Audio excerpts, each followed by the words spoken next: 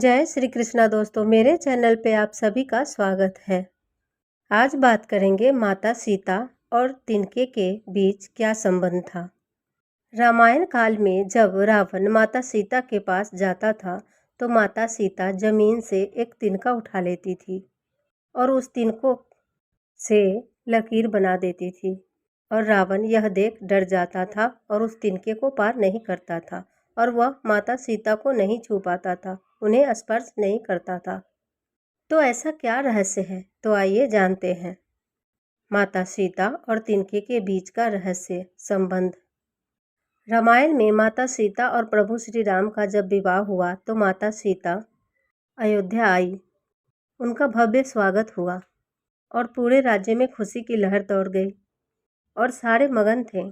सारे रस्मों और रिवाज निभाने के बाद अब बारी आई थी उस दिन की जब माता चूल्हे पे खाना बनाई थी सारे परिवार के लिए।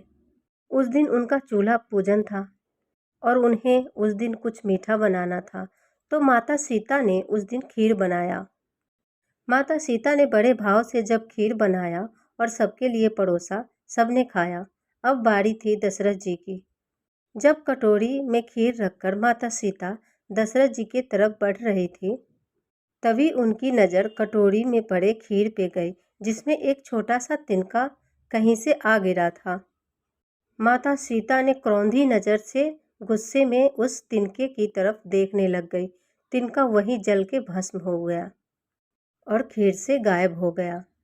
यह सब राजा दशरथ देख लिए थे और वह इस बात का अनुमान लगा चुके थे कि सीता में कोई दिव्य शक्ति है और यह एक माता का स्वरूप है जो स्वयं काली, दुर्गा, चामुंडा और लक्ष्मी है। माता सीता का यह रूप देख के दशरथ जी थोड़े प्रसन्न भी हुए और थोड़े चिंतित भी हुए। दशरथ जी यह सोचने लग गए कि अगर सीता को किसी पे क्रोध आया, अगर सीता ने गलती से भी क्रोधी नज़र से किसी को देख ली, तो वह मनुष्य वहीं पे जलकर राख हो जाएगा। इसलिए जब सीता दशरथ जी के पास पहुंची खीर लेकर, तब दशरथ जी ने सारी बात बताई कि पुत्री, मैंने सब देखा और आज मुझे एक वचन दो कि तुम किसी को भी क्रोधी नज़र से नहीं देखोगी।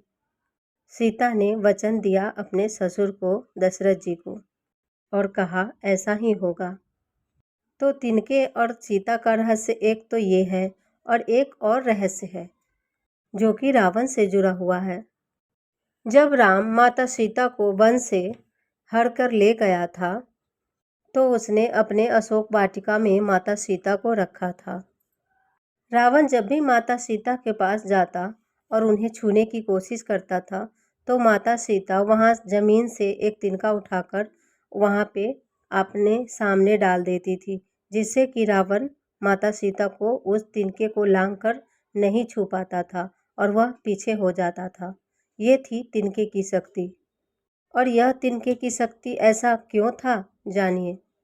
जैसा कि हम सबको पता है कि माता सीता किसी गर्भ से जन्म नहीं ली है, वह धरती माता से जन्म ली है, वह धरती से उत्पन्न हुई है। जब माता सीता धरती से उत्पन्न हुई तो धरती से जुड़े हुए हर चीज़, जमीन पे जो भी चीज़ उगते हैं, पेड़ पौधे, तिनका, कुछ भी, वो सब माता सीता के परिवार हैं और सब भाई समान हैं।